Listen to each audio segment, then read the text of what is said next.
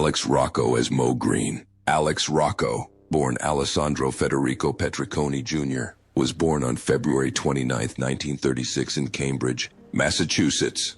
In 1972, at the age of 36, he played Las Vegas casino tycoon Mo Green in the cinematic masterpiece The Godfather. His character, the founder of the Las Vegas gambling empire, was brutally and famously murdered by Michael Corleone.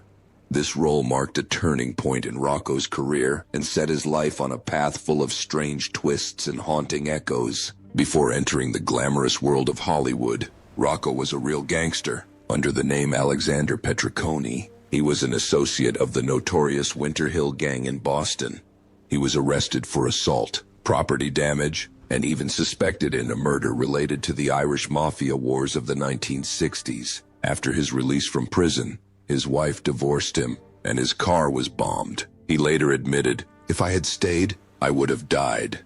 Rocco escaped Boston by flipping a coin. Heads for Miami, tails for California, and fate took him west to Hollywood. In California, he studied acting with Leonard Nimoy and adopted the stage name Alex Rocco. Although he tried to tone down his thick Boston accent, the gangster vibe remained intact. With his gravelly voice and cold eyes, Rocco was quickly cast in villainous roles, and it was Mo Green who made his name. Rumor has it that after the film, he was threatened by real-life casino characters for borrowing too much from reality. In addition to The Godfather, Rocco appeared in Get Shorty, A Bug's Life, That Thing You Do, and won an Emmy for his role as an eccentric talent agent in the hit Teddy Z. Despite his career's rise, his personal life was tumultuous. He endured several failed marriages, lost his wife to cancer, and the sudden death of his adopted son. Mark Rocco, a talented director, at the age of 46. These lingering pains forced him to retreat from the spotlight, and in his later years he focused mainly on voice acting. Alex Rocco died of pancreatic cancer on July 18, 2015, at his home in Studio City, at the age of 79. He is remembered as a man who literally lived two lives, first as Petricone, the Boston gangster, and then as Rocco, the screen icon. And in both worlds, he remained a figure no one could easily take down. John Marley as Jack Woltz. John Marley, born Mortimer Leon Marleby on October 17, 1907, in Harlem, New York City, was 65 years old when he played Jack Woltz in The Godfather, 1972. In a brief but memorable role, he portrayed the arrogant Hollywood producer whose defiance leads to one of cinema's most iconic scenes, the discovery of the severed head of his prized horse in his bed. Marley's raw, terrifying scream became an enduring image in 20th century cinema. Over the course of a 45-year career, Marley appeared in nearly 250 films and television shows. He won the Volpe Cup at the 1968 Venice Film Festival for John Cassavetes' Faces, and was nominated for both an Oscar and a Golden Globe for his moving performance in 1970's Love Story.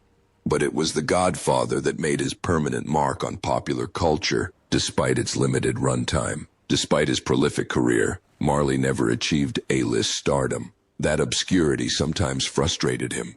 He married twice and had 3 children, but his final years were marked by isolation and failing health. His second marriage to Beverly was marred by his reclusiveness and heart disease. In 1984, at the age of 76, John Marley died after open-heart surgery. He was buried quietly at Cedar Park Cemetery in Emerson, New Jersey, a modesty befitting a man who once screamed to become a movie legend. James Caan as Sonny Corleone. James Edmund Caan was born on March 26, 1940 in the Bronx, New York. At the age of 32, he plays Sonny Corleone, the youngest son of the Corleone family. The role earned him an Oscar nomination and cemented his status in the film industry. Caan was married 4 times, each ending in divorce. His second wife, Sheila Ryan, lasted less than a year. He had 5 children, including actor Scott Caan, although their relationship was often limited. James later admitted that he regretted not being present enough in his children's lives. The 1980s were his darkest period. After losing his beautiful sister to leukemia, Caan fell into depression, abused drugs, and disappeared from the screen for 5 years. He even considered giving up acting. What saved him? Seeing his dog become emaciated because he couldn't afford food. The moment prompted him to strike back. Outside of acting, Khan is a 6th-degree black belt in karate, a rodeo athlete, and is known for his wild lifestyle. He has admitted to having the FBI suspend mafia laws and even allegedly hired someone to threaten Joe Pesci in exchange for an expensive hotel room. Even after that, he kept working. From Elf 2003 to Get Smart 2008, Queen Bees 2021, and his final role in Fast Charlie 2023 with Pierce Brosnan, he kept working. He called Francis Ford Coppola about a cameo in Megalopolis, calling it his dream song. James Caan died on July 6, 2022, in Los Angeles, at the age of 82, of a heart attack due to coronary artery disease. He also suffered from chronic obstructive pulmonary disease, COPD, and died of congestive heart failure. He was cremated at Eden Park Memorial Cemetery, one of Hollywood's most famous Jewish cemeteries. Julie Gregg as Sandra Corleone. Julie Gregg, born Beverly Marie Scalzo, was born on January 24, 1937, in Niagara Falls, New York. She was 35 years old in 1972. She played Sandra Corleone, the gentle, soft-spoken wife of Sonny Corleone, in the cinematic masterpiece The Godfather. Despite her short screen time, the role has forever been synonymous with her, and she has become a cinematic legend. However, Julie Gregg's career and personal life were much more complicated than what appears on screen. The daughter of Italian-American parents, Julie showed a passion for the arts early on. A music scholarship took her to California, where she began her journey as an actress and singer. She became a familiar face on American television throughout the 1960s and 1980s, appearing in major series such as Mission Impossible, Batman, Gunsmoke, Hawaii 5-0, and The Virginian. On stage, she was nominated for a Tony Award for her role in the musical The Happy Time and won a Theatre World Award, celebrated for her enchanting voice and elegant stage presence. Despite her remarkable talent, Julie Gregg faced difficulties in her personal life. She endured 2 failed marriages, and the constant pressure to choose between the spotlight and a stable family life left her in a constant state of stress and lingering regret. After many years in the spotlight, Julie gradually retired from the entertainment industry in the late 1980s. Her last television appearance was in 1987. Julie Gregg died of cancer on November 7, 2016 in Van Nuys, California at the age of 79. There was no lavish funeral or media frenzy.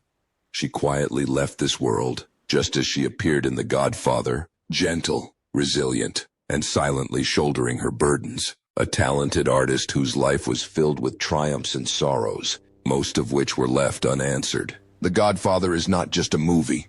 Sterling Hayden is Captain McCluskey. Sterling Hayden was born on March 26, 1916, in Upper Montclair, New Jersey. At the age of 56, he played the corrupt and brutal Captain McCluskey in The Godfather, a role that lasted only a few minutes but left a lasting impression thanks to his massive physique and tormented eyes. Standing 6'4", Hayden was once considered the most handsome man on screen in the 1940s. However, he hated Hollywood fame, seeing it as a means to make money for his real passion, sailing. "I crossed the ocean, disappeared from the film set, and lived for the sea." That pursuit of freedom came at a personal cost. He endured 2 failed marriages, to actresses Madeleine Carroll and then Betty DeNoon, and became estranged from his children. Plagued by alcoholism and guilt, he often blamed himself for selling out to Hollywood. "I never wanted to be an actor," he once said. "I just wanted a boat and an escape." Despite his aversion, Hayden delivered memorable performances in noir classics like The Asphalt Jungle and The Killing, and made a triumphant return to the role of the deranged General Jack D. Ripper in Dr. Strangelove. His brief role in The Godfather was emblematic of his inner conflicts. Sterling Hayden died of prostate cancer on May 23, 1986, in Sausalito, California, at the age of 70. A sailor, an actor, a rebel, and a soul torn between duty and desire, he remains one of cinema's most compelling enigmas. John Cazale as Fredo Corleone. John Holland Cazale was born on August 12, 1935, in Massachusetts. At the age of 37, he played Fredo Corleone in The Father of God, Fredo's confused and ultimately unhappy brother. Fredo's frailty evokes both sorrow and deep sympathy, reflecting the quiet loneliness of Cazale's own life. In just 6 years, Cazale made just 5 films, all of which were nominated for Best Picture at the Oscars. From The Conversation to Dog Day Afternoon, The Godfather Part 2 to The Deer Hunter, his performances were filled with incredible emotional depth. Director Sidney Lumet remarked, "Cazale had an endless sadness that was evident in every film." Then came the bad news: terminal lung cancer. In 1977, Cazale was determined to complete The Deer Hunter despite his doctor's warnings. Robert De Niro even paid out of his own pocket to ensure the crew kept Cazale on, knowing no one else could take on the role. His life partner, Meryl Streep, was by his side every moment, trying to hold him together a little longer. John Cazale died on March 13, 1978, in New York City, at the age of 42. He was buried at Holy Cross Cemetery in Malden, Massachusetts. The Deer Hunter hasn't even come out yet, but with friends like Al Pacino, Cazale is and will always be one of the greatest actors of all time.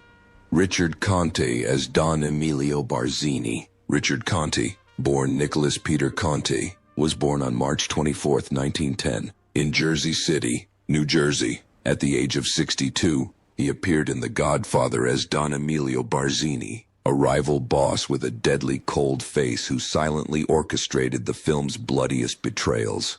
In real life, Conte shares his character's ambition and tenacity. He worked as a truck driver, a singing waiter, and a shoe salesman to make ends meet. While working at a resort in Connecticut, he was discovered by Elia Kazan, a meeting that changed his life. During the 1940s and 1950s, Conte rose to prominence in crime dramas and noir films, starring in Cry of the City, Whirlpool, and The Big Combo. With his chiseled face and commanding voice, he became the archetype of the benign but dangerous villain. However, Conte's personal life was fraught with difficulties. I was married twice. His first marriage to actress Ruth Story ended in divorce, while his second marriage to Shirley Garner lasted until his death, but was marred by health problems and financial worries. His son, Mark Conte, became a film editor, and his grandson, Chris Conte, played in the NFL. On April 3, 1975, Conte suffered a heart attack and a massive stroke. After 8 hours of fighting in the intensive care unit at UCLA Medical Center, he died on April 15th. At the age of 65, he was buried at Westwood Memorial Park in Los Angeles, next to Hollywood royalty, where he deserved to be. Lenny Montana as Luca Brasi. Lenny Montana, born Leonardo Pacifaro, was born on March 13, 1926, in Brooklyn, New York. He played Luca Brasi in The Godfather, 1972, a 46-year-old assassin with an almost obsessive loyalty to Don Corleone. The role was brief but haunting, and Montana played it perfectly, not only because of his towering 6'5" frame, but also because of his own violent past in real life. Before his Hollywood fame, Montana was a professional wrestler who roamed the ring under the name Zebra Kid. He later became a feared henchman for the Colombo crime family. He was arrested, worked as a bodyguard for mafia bosses, and saw firsthand how intimidation, arson, and murder worked. Classic underworld tactics. When The Godfather was casting Luca Brasi, Montana happened to be on set as the current bodyguard and was cast on the spot.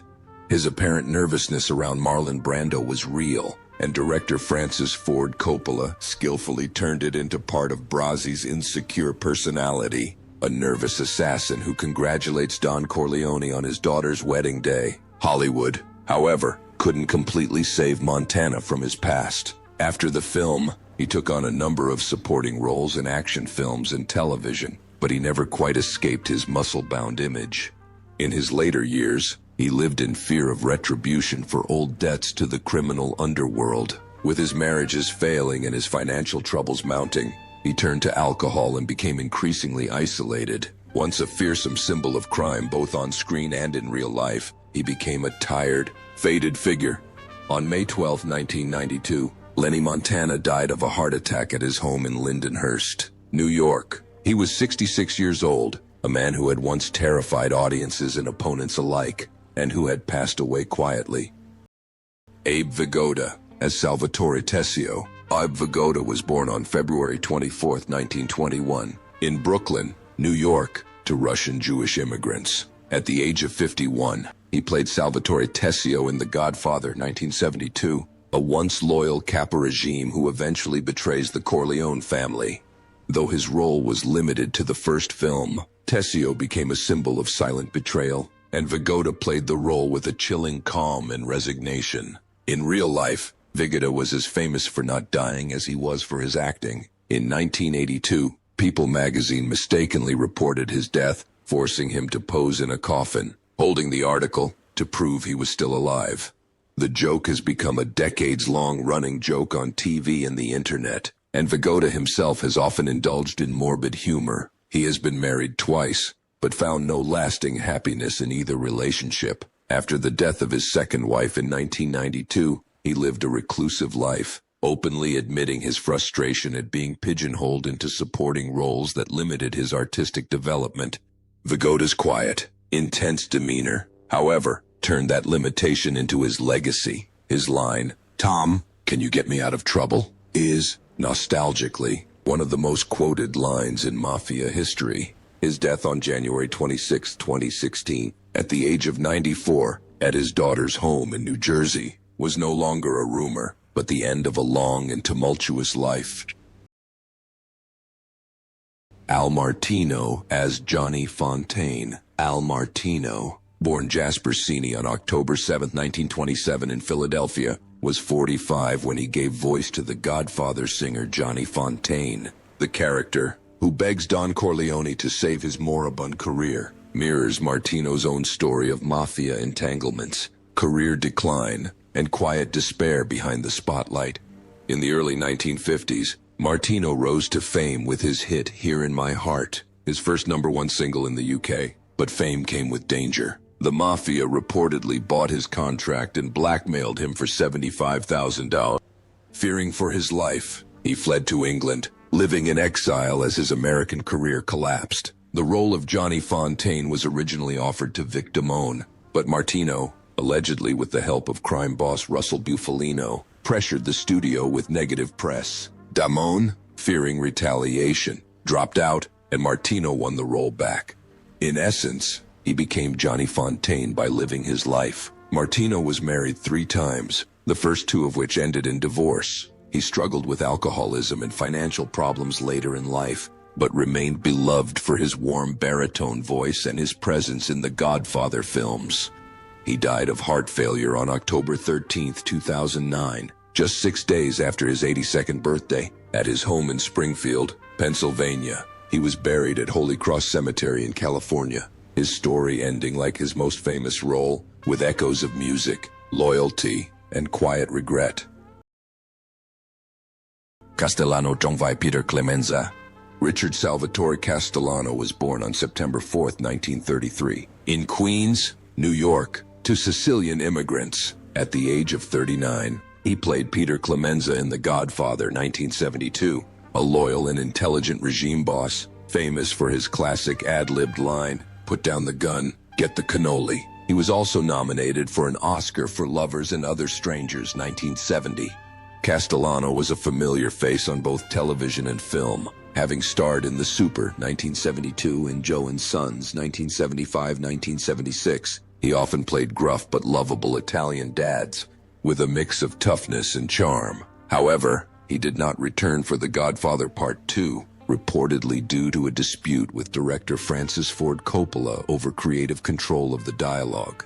His absence was perhaps the beginning of a gradual fading of the spotlight. Castellano also struggled with poor health and personal pressures.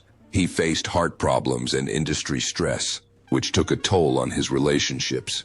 He was married twice. One marriage ended in divorce. The other, although it lasted, became strained as his health declined. On December 10, 1988, Richard Castellano died suddenly of a heart attack at his home in North Bergen, New Jersey, at the age of 55. His early death left Hollywood mourning a talent that never got to shine fully.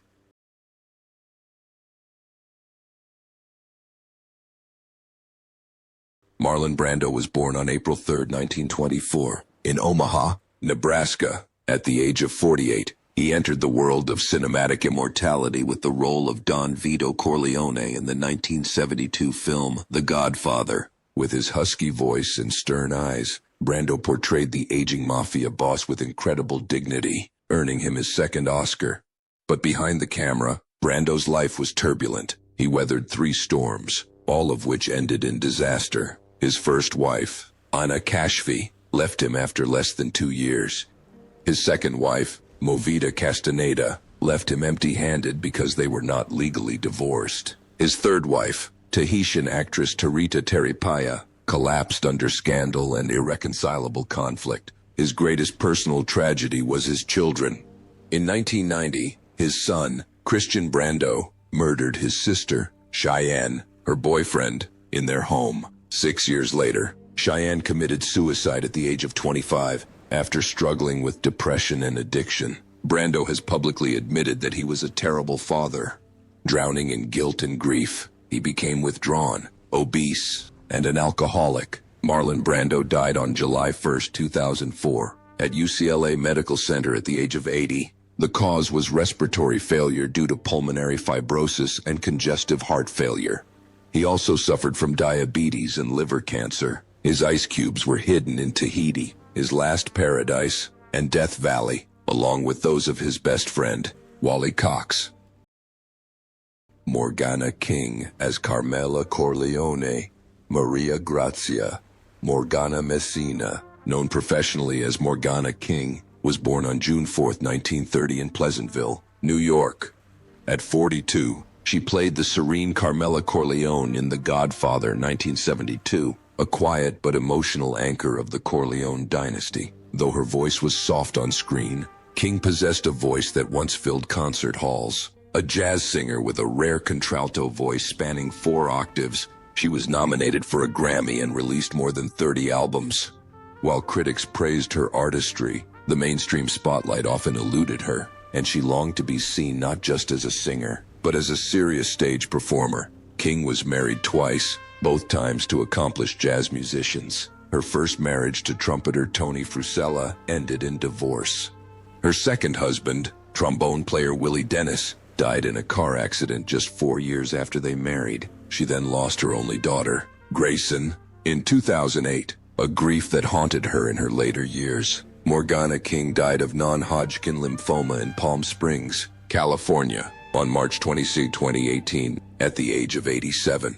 There were no elaborate memorials, no industry fanfare, just the quiet passing of a woman who brought dignity, depth, and sadness to one of the film's most respected families.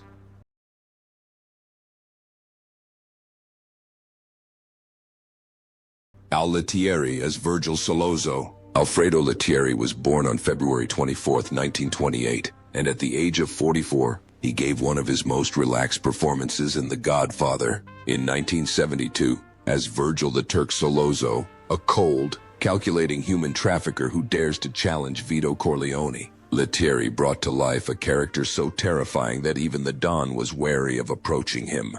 What makes this performance so memorable is that Lettieri never strayed from his role. Fluent in Italian and believed to be related to Genovese crime boss Tomas Ebole, Lettieri lived and breathed the world he lived in. Al Pacino later revealed in his 2024 memoir that Lettieri took him to meet real-life mafia men to help him better understand the role of Michael Corleone. Before The Godfather, Lettieri played iconic, anti-gray heroes like Marlon Brando in The Night After, Steve McQueen in The Getaway, and Charles Bronson in Mr. Majestic. He even wrote the screenplay for the 1971 gangster film Villain. Whether he was a roughneck or a charmer, Lettieri never seemed to act. He was just telling the truth, but behind the curtain was a man obsessed with vice. He lived like a gangster, addicted to alcohol and cigarettes, partying all night and falling into 2 missing houses. Friends said he always looked tired, as if he knew his time was running out. On October 18, 1975, 3 years after The Godfather nominated him for an international award, Al Lettieri died of a heart attack in New York City at the age of 47. Richard Bright as Al Neri. Richard James Bright was born on June 28, 1937 in Brooklyn, New York. At the age of 35, he played Al Neri in The Godfather 1972, a cold, quiet, and fiercely loyal bodyguard to Michael Corleone. Though reserved in his dialogue, Neri is the silent hand of death throughout the trilogy, present in every carefully calculated act of violence. Bright is one of only 5 actors to appear in all 3 Godfather films. He executes Don Barzini in the baptismal massacre, secretly dispatches Fredo at Lake Tahoe, and swiftly carries out Archbishop Gilday's sentence in the 3rd film. Neri doesn't talk much, but when he acts, he's decisive. Off-screen, Bright's life is much less glamorous. He started acting at 18 on live television, but spent decades fighting for recognition. In the 1960s, he faced multiple arrests for his role in The Beard, a controversial play that was deemed obscene. Although he won his case under First Amendment protection, the label of a troublemaker stuck. His marriage to actress Rutanya Alda suffered from stress, largely due to his frequent absences, which included independent film projects, experimental theater, and even interactive media like Ripper.